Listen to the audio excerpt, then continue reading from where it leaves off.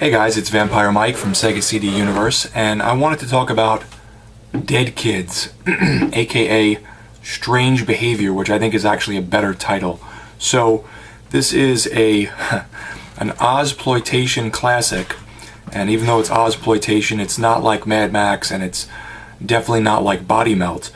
So, this is a weird one. It came out in the 80s. It has Michael Murphy, Dan Shore from Bill and Ted's Excellent Adventure. He's the main character. He was Billy the Kid in Bill and Ted's Excellent Adventure. Fiona Lewis from The Fury, Day Young from Rock and Roll High School, Mark McClure from Superman, Scott Brady from Johnny Guitar, Louise Fletcher from One Flew Over the Cuckoo's Nest, and a soundtrack by Tangerine Dream. You will notice a lot of actors in this film that you will recognize. So, this is a weird one for me. I really like it, but part of it, I don't know, doesn't work for me in a way. There's also a loose sequel, I guess, or a sequel called Strange Encounters, I believe, which has the woman from RoboCop, the partner. Her name's escaping me. She passed away recently, but she is in that movie, and that movie has aliens in it. And then they were going to make a trilogy and call it Strange something, I forget. But the first and second one, I guess, didn't do well enough to warrant a trilogy. This movie is a little slow. It's about these murders that are happening in this small community in, I think it's the 50s, I want to say, or 60s.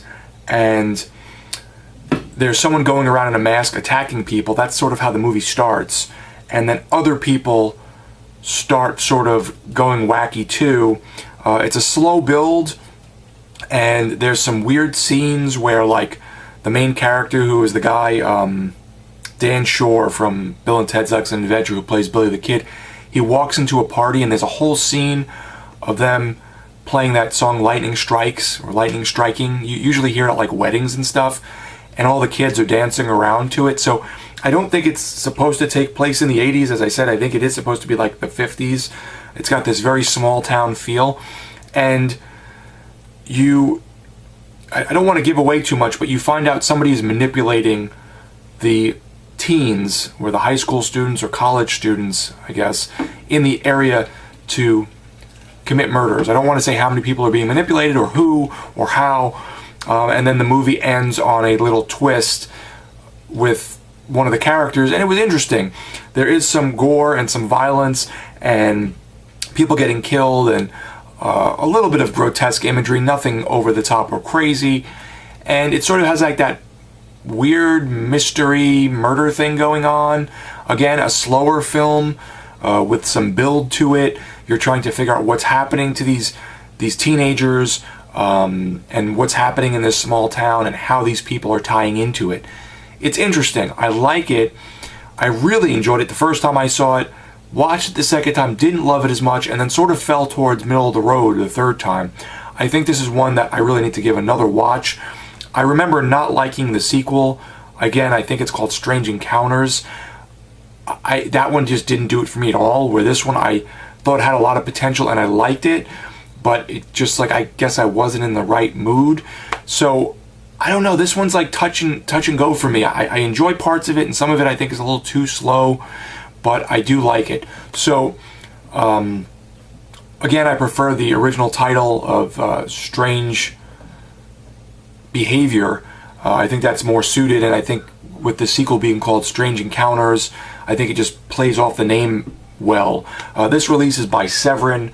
It looks very good and sounds good. I think it's a mono soundtrack, if I remember correctly, so it's not the best audio.